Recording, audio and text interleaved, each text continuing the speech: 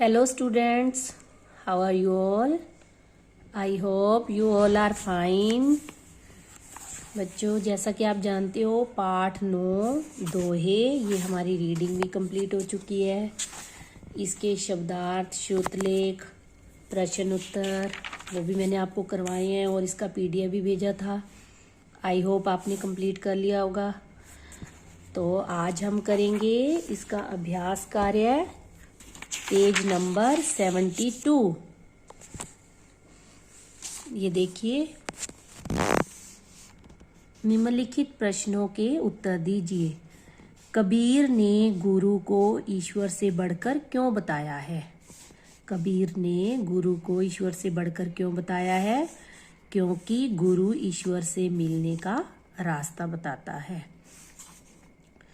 जो ईश्वर जो सारे संसार का रचयिता है, सारे संसार की पालना करता है, उसी ईश्वर को मिलाने का रास्ता हमें कौन बताता है? गुरु।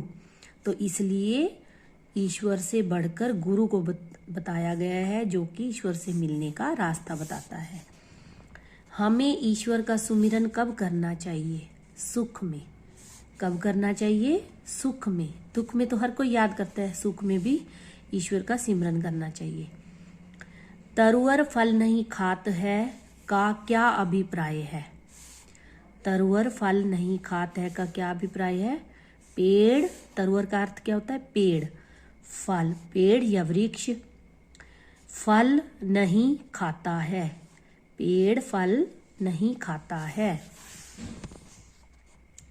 सही उत्तर के सामने सही लगाइए। गुरु गोविंद से कवि का क्या तात्पर्य है? गुरु गोविंद, बड़ा गोविंद, शिक्षक पुत्र, शिक्षक ईश्वर, बड़ा भाई। गुरु का क्या अर्थ होता है? शिक्षक। गोविंद का अर्थ होता है ईश्वर। तो ये वाला सही है, हम इस पे सही का निशान लगाएंगे। हम प्राय कब ईश्वर का सिमरन करते हैं? सुख में, दुख में, संपन्नता में, मस्ती में। दुख में हम प्राय, सुख में तो करते ही नहीं, हम दुख में प्रभु को याद करते हैं। उसके बाद है प्रश्न 4, निम्नलिखित भावों से संबंधित दोहों की पंक्तियां लिखिए। अब इन्होंने भाव लिख दिए हैं और हमने क्या करना है, इससे संबंधित पंक्तियां। ये देखिए, यदि सुख में सुमिरन किया जाए तो दुख भला क्यों हो? यदि दुख में सिमरन किया जाए तो सुख में सिमरन किया जाए तो दुख भला क्यों हो? तो क्या आएगा इसका? जो सुख में सुमिरन करे दुख काहे को होए। यदि सुख में सुमिरन किया जाए तो दुख क्यों हो, तो उसके लिए ये वाली लाइन, तो ये लाइन हम यहाँ लिख देंगे। उसके बाद है, सत्पुरुष परोपकार के लिए ही संपत्ति एकत्र करते हैं। सत्पुरुष, सज्जन पुरुष, परोपकार दूसरों के भले के लिए, दूसरों का उपकार करना, संपत्ति धन एकत्र इकट्ठा करना। तो इसके लिए कौन सी लाइन आएगी? देखिए, इसमें उस भाव में रहीम का नाम कहीं भी नहीं है, तो हमने ये नहीं लिखना कही रहीम, भाई रहीम कहते हैं, इसका अर्थ है रहीम कहते हैं, क्योंकि ये वाला अर्थ उसमें आया ही नहीं है। तो हमारे पास क्या आया? सिर्फ ये पर काज हित संपत्ति संचय सुजान। पर काज हित, दूसरों के परोपकार के लिए जो सत्पुरुष है, सत्पुरुष, सुजान का अर्थ क्या होता है? सत्पुरुष। संपत्ति संचय, संपत्ति इकट्ठी करते हैं, एकत्र करते हैं। तो हमने पर काज हित से लेके सुजान तक लिखना है। उसके बाद है, नीचे दिए गए शब्दों का हिंदी मानक रूप लिखिए। हिंदी मानक रूप, तो हिंदी में इसको क्या कहते हैं? हिंदी में कैसे लिखते हैं? इसका अर्थ क्या है हिंदी में, वो हमने लिखना है। जुड़े, जुड़ना। जुड़े का अर्थ क्या है? जुड़ना, यहाँ लिख देंगे हम। पाए, पैर। पाए का अर्थ पैर या पांव। करी, करना।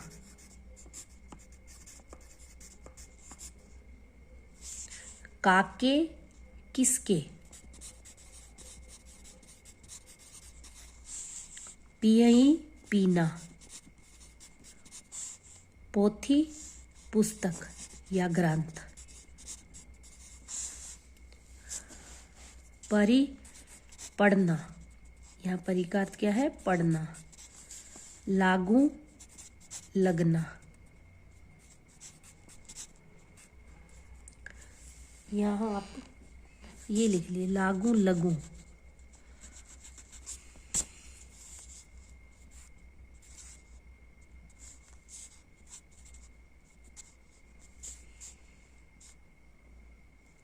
काहे क्यों,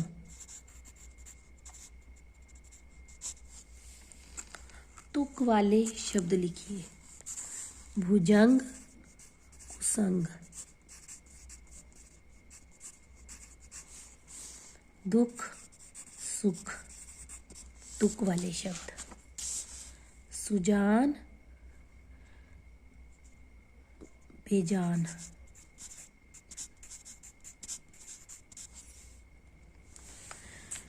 तरवर सरवर, चंदन वंदन,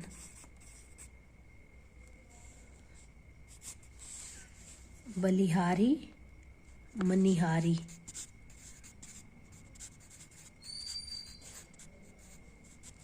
बेजान पान भी लिख सकते हो आप। बेजान का बेजान पान, दोनों में से कोई भी लिख सकते हो। माखन चाखन, पान सुजान,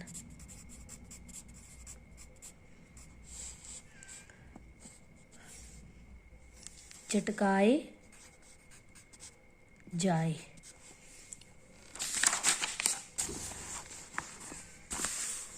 प्रश्न 3 है, पेज नंबर 74। दिए गए शब्दों के दो दो पर्यायवाची शब्द लिखिए। गुरु, शिक्षक, अध्यापक।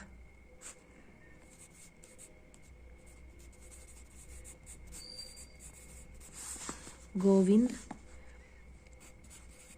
विष्णु,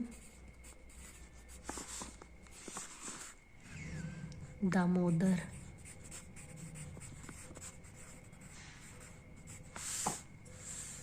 भुजंग सांप, भुजंग का पर्यायवाची मतलब सेम मीनिंग वाला शब्द कौन सा है? समान अर्थ वाला शब्द भुजंग सांप नाग। तरुवर पेड़ वृक्ष।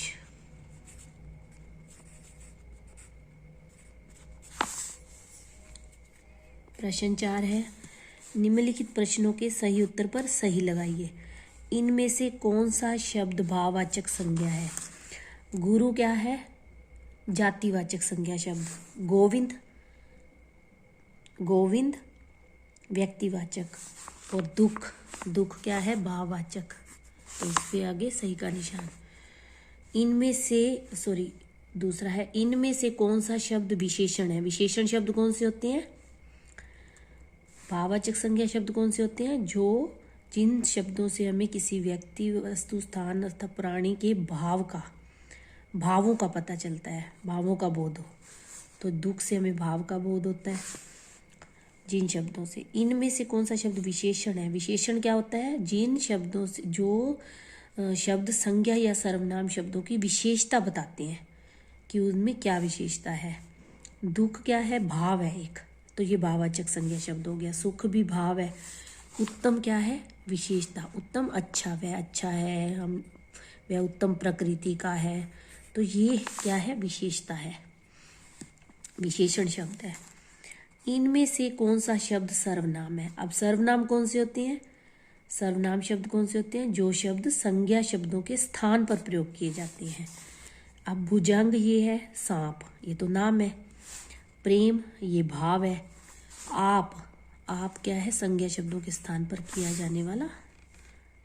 किया जाने वाला शब्द। इनमें से कौन सा शब्द व्यक्तिवाचक संज्ञा है? अब व्यक्तिवाचक क्या होता है? जिसमें विशेष व्यक्ति वस्तु स्थान प्राणी अथवा भाव के नाम का बोध हो, विशेष।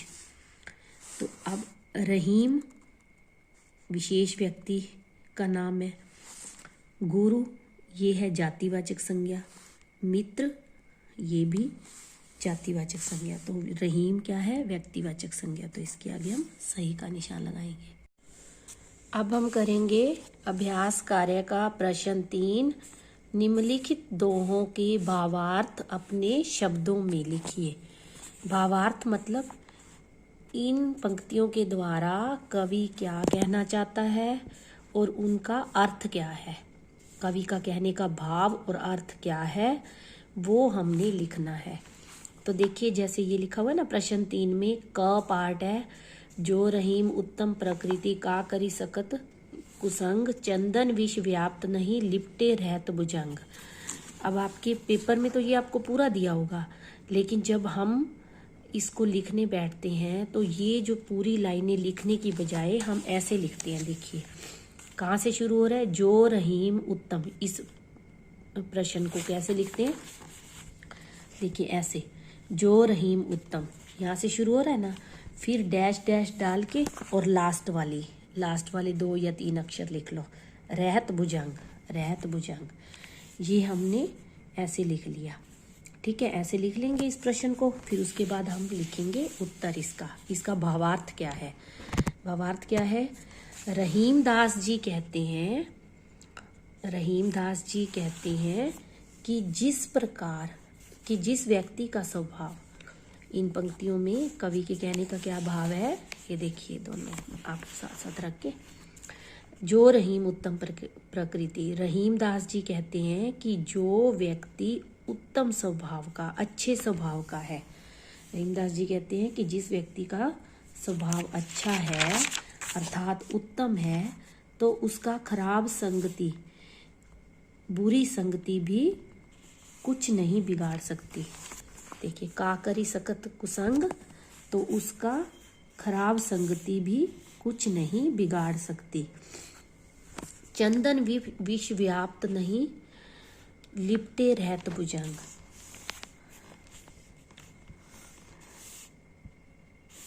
जिस प्रकार चंदन के वृक्ष पर सांप लिपटे रहते हैं लेकिन फिर भी वह अपनी खुशबू को फैलाना बंद नहीं करता। मतलब ये नहीं कि सांप में क्या होता है, विष होता है ना, ये नहीं कि उसको सांप लिपटे रहते हैं तो वह विष फैलाना शुरू कर देता है। नहीं, वो विष फैलाना शुरू नहीं करता, बल्कि अपनी खुशबू को भी फैलाना बंद नहीं करता। ठीक है, रहीम दास जी कहते हैं कि जिस व्यक्ति का स्वभाव उत्तम है, अच्छा है, उसका बुरी संगति भी कुछ नहीं बिगाड़ सकती। और चंदन विष व्याप्त नहीं लिपटे रहत भुजंग, विष से भरे हुए सांप लिपटे रहते हैं चंदन के साथ, चंदन के वृक्ष के साथ, फिर भी वह अपनी सुगंध को फैलाना, खुशबू को फैलाना नहीं छोड़ता। अब दूसरा है, रहीमन धागा प्रेम का मत तोरे चटकाए, टूटे पे फिर न जुरे जुरे गांठ परी जाए। ऐसे ही हम इसको पूरा नहीं लिखेंगे। रहीमन धागा प्रेम, फिर यहाँ से फिर लास्ट वाले परी जाए। तो इन पंक्तियों में कवि क्या कहना चाहता है? रहीम दास जी क्या कहना चाहते हैं? रहीम दास जी कहते हैं कि प्रेम रूपी धागे को, ये देखिए, प्रेम रूपी धागे को झटके से नहीं तोड़ना चाहिए। चटकाए झटके से, मत तोड़ो, नहीं तोड़ना चाहिए। टूटे पे फिर न जुड़े, क्योंकि एक बार टूटने पर यह दोबारा नहीं जुड़ता। क्योंकि एक बार टूटने पर यह दोबारा नहीं जुड़ता। जुरे गांठ परी जाए, अगर जुड़ भी जाए तो उसमें गांठ अवश्य पड़ जाती है। तो आई होप आपको समझ में आ गया होगा। तो आपने भी इसको अच्छे से कंप्लीट भी करना है सुंदर राइटिंग में और याद भी करना है। Okay, take care.